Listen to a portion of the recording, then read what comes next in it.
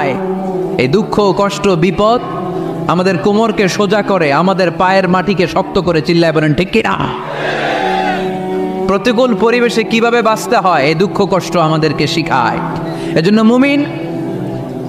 মুমিন বান্দার বৈশিষ্ট্য হচ্ছে দুঃখ কষ্ট বেদনা জ্বালা এগুলোতে সে আপসেট হয় না, সে হাল ছেড়ে দেয় না, সে ভরসা রাখে একজনের উপর। চিল্লায় বলতে হবে তিনি কে? কারণ মুমিন জানে রাত্রি যত গভীর হয় অন্ধকার তমানিসা ভেদ করে সুবহে সাদিক হয়।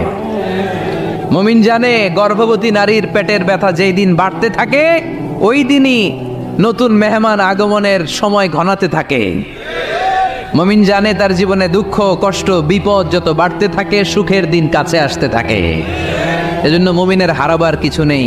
ইন্না মাআল উসরি ইউসরা, ইন্না মাআল উসরি ইউসরা। নবী হে, কষ্টের পরেই আছে আনন্দ, দুঃখের